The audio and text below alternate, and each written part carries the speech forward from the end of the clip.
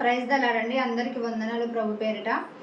మనం ఈరోజు మత్తయి సువార్త 25వ అధ్యాయము 29వ వచనం ధ్యానించుకుందాము. కలిగిన ప్రతి వానికి ఇయ్యబడును, అతని సమృద్ధి కలుగును, లేని వాని యొద్ద నుండి వానికి కలిగినది తీసివేయబడును. ఇక్కడ ఏమని రాయబడి ఉందంటే, కలిగిన ప్రతి వానికి ఇవ్వబడును, లేని వాని యొద్ద నుంచి తీసివేసి మరి కలిగిన వారికి ఇవ్వబడనని రాయబడి ఉంది. అంటే ఇది ఏ సందర్భంలో ఈ వాక్యము మరి ప్రభు వారు బయలుపరిచారంటే, మరి అసలు ఎందుకు ఈ వాక్యం రాయబడి ఉందంటే, ఒక వ్యక్తి అంట మరి దేశాంతరం అంటే ఇతర దేశాలకి అలా ప్రయాణమే వెళ్తున్నప్పుడు తన యొక్క పనివారిని పిలిచి, ఒక ముగ్గురిని పనివారిని పిలిచి, ఆ ముగ్గురికి మరి తన యొక్క ఆస్తి బాధ్యతలను అప్పచెప్పి, తన యొక్క పనుల బాధ్యతలను అప్పచెప్పి, ఆ ముగ్గురికి ఒక వ్యక్తి కంట ఆ వ్యక్తి అంట యజమానుడు అంట ఒక వ్యక్తికి 5 తలాంతులు ఇస్తాడంట. ఇచ్చి మరి వీటిని నేను వచ్చేలోపు వీటిని అధికంగా చేయమని చెప్పడం జరుగుతుంది. మరో వ్యక్తికి పిలిచి 2 తలాంతులను ఇస్తాడు. ఇచ్చి మరి ఆ వ్యక్తిని కూడా దాన్ని అభివృద్ధి చేయమని చెప్తాడు. తన యొక్క దాసులకి ఈ విషయం చెప్తా ఉంటాడు యజమానుడు. మరి ఇంకో వ్యక్తిని పిలిచి ఒకే ఒక తలాంతు ఇవ్వడం జరుగుతుంది. ఇచ్చి దీన్ని రెట్టింపు చేయమన్నప్పుడు మరి ఇస్తాడు. వాళ్ళ ముగ్గురికి ఒక వ్యక్తికి 5 తలాంతులు, మరొక వ్యక్తికి 2 తలాంతులు, మరొక వ్యక్తికి 1 తలాంతు ఇచ్చేసి మరి దేశాంతరం అంటే ఇతర దేశాలకు వెళ్ళిపోయి మరి రావడానికి వెళ్తాడు. వెళ్ళినాక మరి తన యజమానుడు రావడానికి చాలా టైం పట్టింది. చాలా సంవత్సరాల తర్వాతకి వచ్చి మరి వాళ్ళని పిలుస్తారు. పిలిచి మరి మీరు ఇచ్చిన బాధ్యతలు ఎలా నిర్వర్తించారంటే, 5 తలాంతులను అయితే ఇచ్చిన వ్యక్తి వచ్చి, అయ్యా మీరు 5 తలాంతులు ఇచ్చారు, నేను దాన్ని రెట్టింపు చేశాను, నా వ్యాపారము చేసి అభివృద్ధి చేసి 10 తలాంతులను చేశానని ఇచ్చినప్పుడు యజమానుడు అంటాడు, బలా నమ్మకమైన దాసుడా, నువ్వు చాలా కష్టం చేసి నువ్వు అభివృద్ధి చేసావు కాబట్టి నీకు నాకున్న దాంట్లో ఇంకా ఎక్కువ బాధ్యతలు అప్పచేస్తా అని చెప్పడం జరుగుతుంది.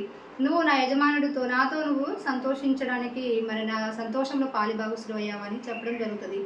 అలాగే మరి రెండో వ్యక్తి కూడా 2 తలాంతుల వ్యక్తి కూడా వచ్చి పిలిచినప్పుడు ఆ వ్యక్తి ఏం చెప్తాడంటే, మరి అయ్యా నేను కూడా 2 తలాంతులు ఇస్తే నేను దాన్ని రెట్టింపు చేశాను 4 తలాంతులు కానీ అవి ఇవ్వడం జరుగుతుంది. జరిగినప్పుడు అతన్ని చూసి కూడా అతను యజమానుడు, బల నమ్మకమైన మంచి దాసుడా, నువ్వు చాలా శ్రమ పడినావు కాబట్టి నీకు కూడా అధికమైన బాధ్యతలు అప్పచెప్తా అని చెప్పడం జరుగుతుంది. మరి మూడో వ్యక్తిని పిలిచి అడిగినప్పుడు ఆ వ్యక్తి అంటాడు కదా, నువ్వు పంట వేయని కాడ పంటను కోసే వ్యక్తివి, విత్తనాలు చల్లని కాడ సమకూర్చే వ్యక్తివి, నువ్వు కఠినడు అని నేను ఎరుగుదును, అందుకే నాకు భయం వేసి నేను ఏమీ చేయలేదు, వాటి భూమిలో పాతి పెట్టాను అన్నప్పుడు యజమానుడు కోపం వస్తుంది. నేను పంట వేయకుండా మరి విత్తనాలు చల్లకుండా నేను కోసేవాడిని నీకు తెలుసా, నువ్వు ఎందుకు సోమరివైనా చెడ్డదాసుడా, నువ్వు ఒకటి ఇచ్చినప్పుడు నువ్వు చేయకపోతే మరి వేరే వాళ్ళకి ఇస్తే నేను వేరే వాళ్ళకి ఇస్తే అది వృద్ధి అయ్యేది కదా అని అనడం జరుగుతుంది. అంటే ఆ వ్యక్తిని ఒక తలాంతు ఇచ్చినప్పుడు ఆ తలాంతుని వృద్ధి చేసుకోకుండా దాన్ని పాతిపెట్టి ఎందుకు ఆ సమయాన్ని వ్యర్థం చేసినప్పుడు ఏమవుతుందంటే అతనికి కోపం ఇస్తాడు. అంతేకాకుండా ఇతను సోమరైన చెడ్డదాసుడా అని బిరుదిచ్చి అతన్ని మరి ఇలాంటి వ్యక్తిని మరి శ్రమపడని ఇలాంటి వ్యక్తిని ఏం చేస్తారంటే, ఇచ్చిన తలాంతులను వాడబడిన వ్యక్తి, నమ్మకస్తుడిగా లేని వ్యక్తిని మరి నరకంలోకి వెళ్ళాలని పళ్ళు కొరుకుడా ఏడుపులు ఉన్న స్థలానికి పంపించమని ఆజ్ఞాపించడం జరుగుతుంది. అంటే ఈ వాక్యం అంతా దేని గురించి రాయబడిందంటే, పరలోకము అనేది మరి పరలోకం గురించి రాయబడి ఉంది. అంటే యజమానుడు అంటే మన యేసు ప్రభువు గారు దేవుడు.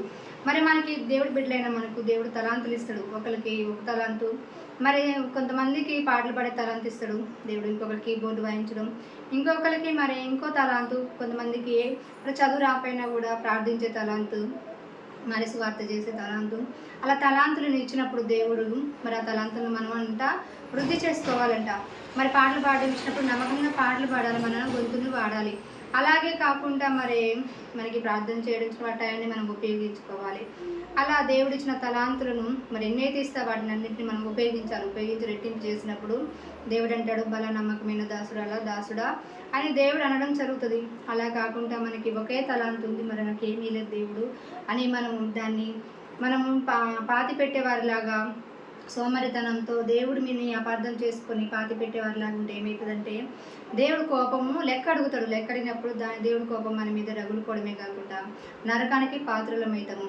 మరి ఈ వాక్యం చేస్తున్న దేవుడి బిడ్డలు ఎవరైనా కానీ దేవుడు మాకు ఎలాంటి తలాంతులు ఇవ్వలేదు, మేము మరి అని అనుకోకుండా దేవుడు ఇచ్చిన తలాంతులు మీరు గ్రహించుకొని ప్రార్థించుకొని మరి ఆ తలాంతులను వాడినప్పుడు దేవుడు రాజ్యం కట్టబడుతుంది. కాబట్టి దేవుడు ఉపమాన రీతిలో ఎవరు పరలోక రాజ్యంలో ఉంటారు, ఎవరు అర్హులు కాదనే విషయం మరి ఇదేం చిన్న విషయం కాదు. మరి తలాంతులను వాడకుండా అలాగే ఉంటుంది, నరకానికి పాత్రలు లేదని స్పష్టంగా ఇక్కడ రాయబడింది. కాబట్టి దేవుడు ఇచ్చిన మీకు తలాంతులను మీ కృపలో మీరు అభివృద్ధి చేసుకొని మీరు దేవుడి రాజ్యం కట్టే విధంగా వారిగా ఉండాలని, ఈ వాక్యం మీ వినికిలో దీవించబడాలని యేసయ్య నామములో మిమ్మల్ని బ్రతిమలాడి వేడుకుంటున్నాను.